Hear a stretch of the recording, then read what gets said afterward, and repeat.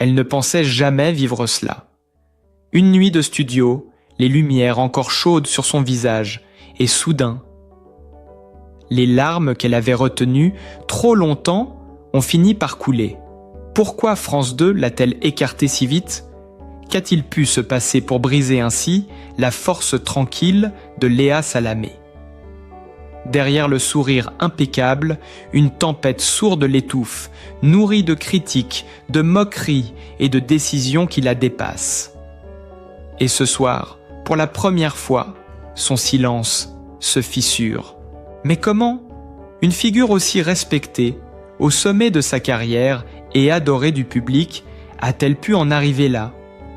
Hier encore, Léa Salamé incarnait la brillante chroniqueuse et intervieweuse que toute la France écoutait. Elle avait tout donné, tout accepté, tout encaissé. Mais au fond, une question continue de flotter comme une ombre. Comment une femme aussi solide, aussi respectée, a-t-elle pu se retrouver au bord de la rupture, si vite, si brutalement ? Depuis son arrivée aux 20h, Léa Salamé avance dans une lumière crue, presque douloureuse, où chaque geste est disséqué, chaque souffle interprété. On la croyait préparée à la pression, habituée aux plateaux brûlants, aux débats tendus, aux opinions tranchées. Mais ce qu'elle vit aujourd'hui dépasse largement le cadre de la critique normale. C'est une tempête intime, une érosion silencieuse que personne n'avait vu venir. Déjà fragilisée par les attentes immenses liées à la succession d'Anne-Sophie Lapix, elle a dû encaisser jour après jour une violence sourde, presque mécanique, une hésitation sur un nom, un léger retard sur un prompteur, un reportage qui déborde de quelques secondes. Et aussitôt, les réseaux s'enflamment. Les moqueries pleuvent, les vidéos détournées circulent, les commentaires acerbes se multiplient. Beaucoup ignorent à quel point ces attaques, répétées, massives, peuvent fissurer même les plus solides. Elle, qui a construit sa réputation sur la rigueur, la précision, l'échange frontal mais respectueux, se retrouve réduite à quelques secondes de malaise sortis de leur contexte. Et peu à peu, derrière l'image maîtrisée, quelque chose s'est mis à se casser. Dans les couloirs de France 2, certains murmurent qu'elle arrive plus tôt que les autres, qu'elle repart plus tard, comme si elle tentait de colmater les brèches invisibles que personne ne veut nommer. D'autres racontent qu'elle garde le sourire, par réflexe professionnel, mais que ce sourire-là n'a plus la même lumière. Les caméras s'éteignent, les spectateurs changent de chaîne, mais elle reste face à elle-même, seule avec cette question qui lui ronge le ventre. Suis-je vraiment à ma place ? Ses proches le voient, même si elle tente de tout masquer. Thomas Soto, toujours bienveillant, lui glisse des mots d'encouragement entre deux répétitions. Marc-Olivier Fogiel, attentif, n'hésite pas à la défendre publiquement lorsqu'un commentaire franchit la limite. Mais face au vacarme extérieur, face au torrent de critiques injustes, même les soutiens les plus solides ont leurs limites. Il y a des soirs où, en rentrant chez elle, elle s'effondre quelques minutes dans le silence de l'appartement, là où personne ne la voit, et ces larmes-là, ce ne sont pas celles d'une femme faible, ce sont celles d'une femme épuisée, blessée, qui se demande si tout cela en vaut encore la peine. Car la vérité, la vraie, celle qu'elle n'avoue qu'à demi-mot, c'est qu'elle est écœurée. Écœurée par cette attente de perfection, par cette façon de scruter le moindre faux pas, par ces jugements qui oublient l'humain derrière la journaliste. Elle, qui a interviewé les personnalités les plus puissantes, qui a tenu tête à des responsables politiques aguerris, qui a traversé des plateaux en feu, se retrouve aujourd'hui fragilisée par une cruauté banale, quotidienne, qui grignote la confiance sans faire de bruit. Et au milieu de cette tourmente, une idée commence à prendre forme, d'abord floue, presque impensable, partir. Quitter le JT plutôt que prévu. prendre de la distance avant que la déferlante ne la submerge complètement. Elle y pense, en silence, sans l'avouer vraiment, mais le simple fait que cette possibilité existe en dit long sur l'ampleur du malaise. Car Léa Salamé n'est pas du genre à fuir. Elle a déjà traversé des épreuves autrement plus sombres, y compris sur le plan personnel. Mais cette fois, c'est différent. Cette fois, l'attaque vise ce qu'elle a de plus précieux, sa crédibilité, son travail, son sens du devoir. Chaque soir, avant d'entrer en plateau, elle prend quelques secondes, ferme les yeux, respire profondément. Elle se répète que ce n'est qu'un JT, qu'elle sait le faire, qu'elle a toujours su le faire. Mais derrière cette maîtrise apparente se cache une fatigue qui ne dit pas son nom. Une fatigue qui vient de loin, de cette pression permanente, de ces attentes disproportionnées, de cette image publique si lourde à porter qu'elle devient parfois un fardeau. Et puis il y a le silence. Ce silence dont personne ne parle mais qui dit tout. Celui qu'elle garde en conférence de rédaction lorsqu'on évoque les audiences. Celui qu'elle laisse flotter lorsque quelqu'un, maladroitement, glisse une blague sur les critiques du soir. Celui qu'elle impose à elle-même pour ne pas éclater. C'est un silence dense, épais, qui protège autant qu'il isole. Pourtant, une question demeure, suspendue, obsédante. Jusqu'où pourra-t-elle tenir ? Combien de temps avant que cette lassitude, ce découragement profond, ne la pousse à tourner la page ? Et surtout, quelle est la part de vérité derrière cette rumeur qui enfle ? Léa Salamé aurait-elle réellement été écartée plus tôt que prévu, sous une raison qu'elle juge profondément injuste ? Ce qui est certain, c'est que derrière l'écran, loin des projecteurs, il y a une femme qui vacille, une femme qui doute, une femme qui souffre plus qu'elle ne le montre. Et cette fissure, aussi discrète soit-elle, pourrait bien changer toute la suite de son histoire. Mais ce murmure, au début discret, prend désormais la forme d'une question lourde, presque taboue. Et si Léa Salamé décidait vraiment de partir ? Cette idée, encore impensable il y a quelques mois, s'impose aujourd'hui comme une possibilité réelle, presque logique, à mesure que les tensions s'accumulent et que la journaliste s'épuise à tenter de rester droite dans une tempête qui ne faiblit pas. Car derrière les apparences, derrière le professionnalisme impeccable qu'elle continue d'afficher chaque soir, les failles grandissent et certains responsables commencent à craindre ce que tous redoutent, une démission anticipée, brutale, impossible à réparer. Selon Public, plusieurs cadres de France 2 redoutent désormais ouvertement cette issue. Ils n'osent pas le dire publiquement, mais en coulisses, chacun sent que la situation est arrivée à un point de bascule. Un proche de la journaliste, cité par le magazine, a lui-même confirmé ce que beaucoup soupçonnaient. Elle n'a pas signé pour se faire lyncher au quotidien. Voir autant de méchanceté, c'est sidérant. Des mots forts, révélateurs, qui disent tout ce que Léa Salamé ne peut pas admettre à haute voix. Ce n'est pas seulement la critique médiatique qu'elle subit, mais une forme de violence sourde, répétée, qui finit par éroder la confiance la plus solide. Et dans ce climat saturé, l'écœurement grandit, profond, presque irréversible. Elle, qui a toujours eu l'habitude de dominer les débats, de naviguer entre les angles les plus délicats, se trouve aujourd'hui face à une adversité qu'elle n'avait jamais affrontée, la remise en cause de son identité professionnelle. Certaines nuits, on raconte qu'elle reste assise longtemps, seule dans la cuisine, plongée dans la pénombre, réfléchissant à ce que cette fonction lui coûte réellement. Sa vie, depuis son arrivée aux 20h, s'est transformée en une suite de combats invisibles où elle ne gagne plus grand-chose, sinon la fatigue d'avoir tenu un soir de plus.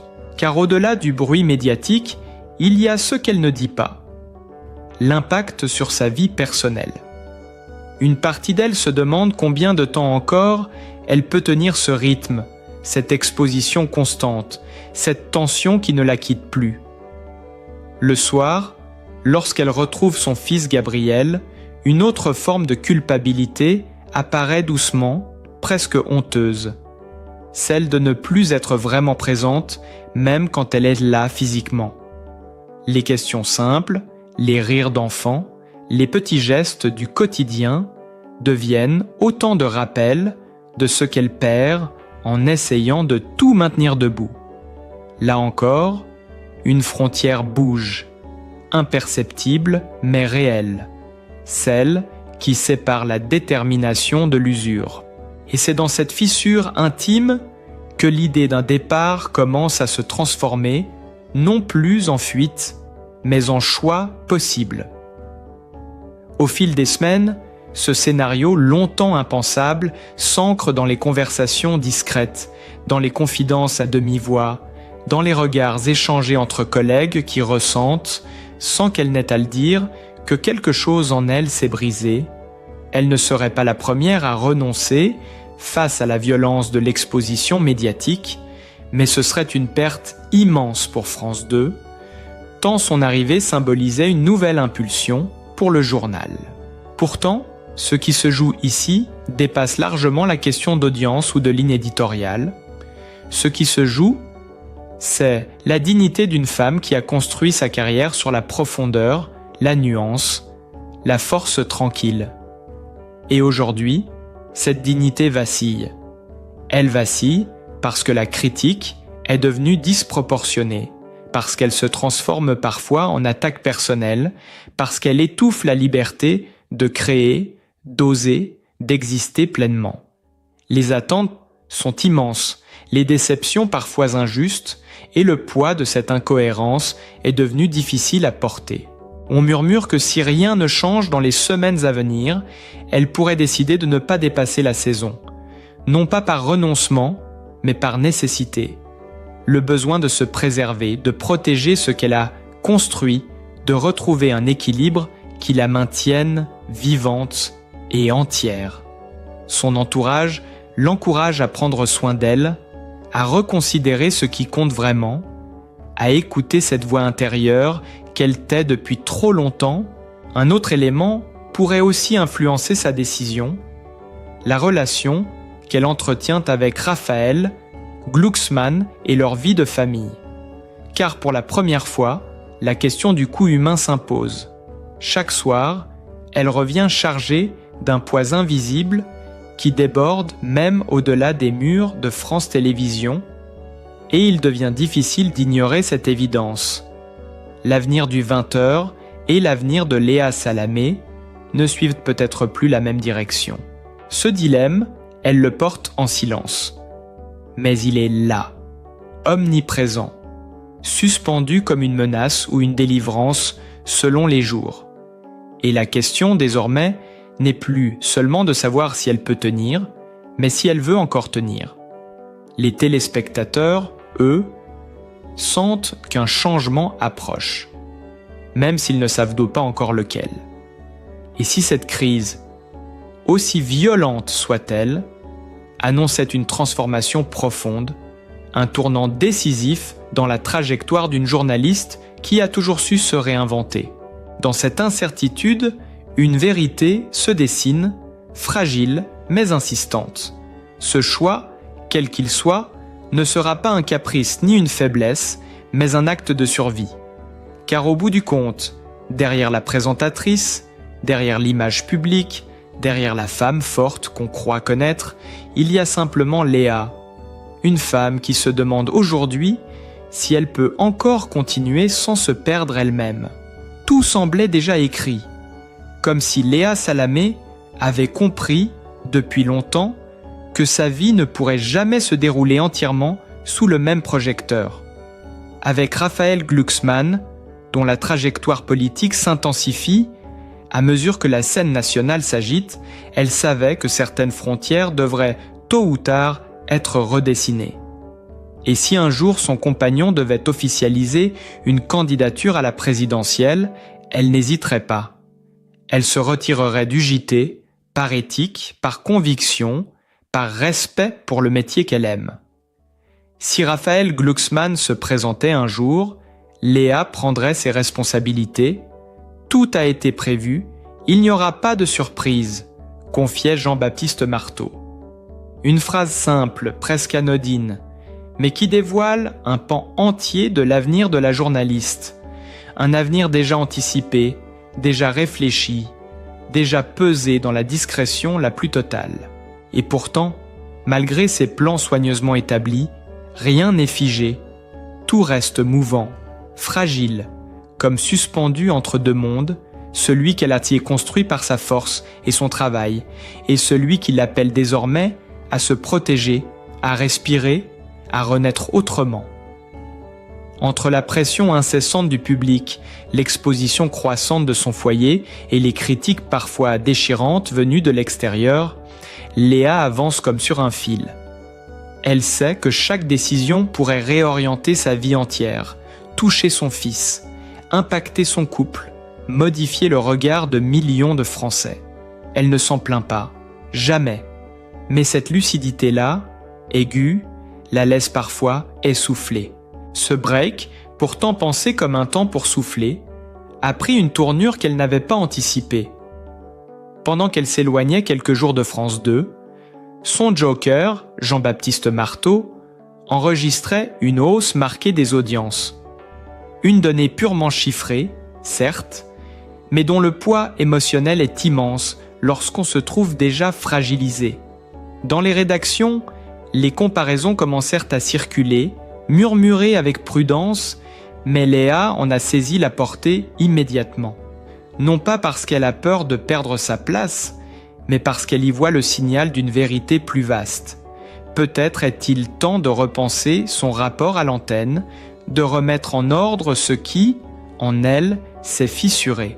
Pourtant, au milieu de cette incertitude, quelque chose de nouveau émerge, discret, presque imperceptible d'abord. Une forme d'apaisement. Comme si la tempête qui l'a bousculée avait fini par dégager un terrain plus clair, plus nu, où elle peut enfin se regarder sans trembler. Depuis toujours, Léa Salamé a construit sa carrière dans la confrontation, l'intensité, la maîtrise du débat. Mais aujourd'hui, une part d'elle aspire à autre chose, à une parole plus calme, à un rythme plus humain, à une présence plus alignée avec ce qu'elle est devenue. Cette prise de conscience n'a rien d'une défaite. Au contraire, elle ressemble étrangement à une renaissance. Elle parle moins, mais elle écoute davantage.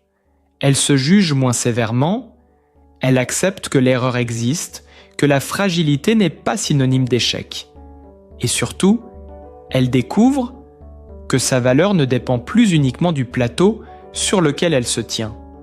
Sa force, désormais, ne se mesure ni aux audiences, ni aux commentaires, mais à sa capacité à rester fidèle à elle-même malgré les secousses. Cette évolution, invisible pour le public, transforme pourtant profondément sa manière d'être. On dit qu'elle sourit autrement, qu'elle respire enfin, qu'elle retrouve peu à peu une douceur qu'elle avait mise entre parenthèses. Dans les conversations intimes, elle évoque même une idée étonnamment sereine.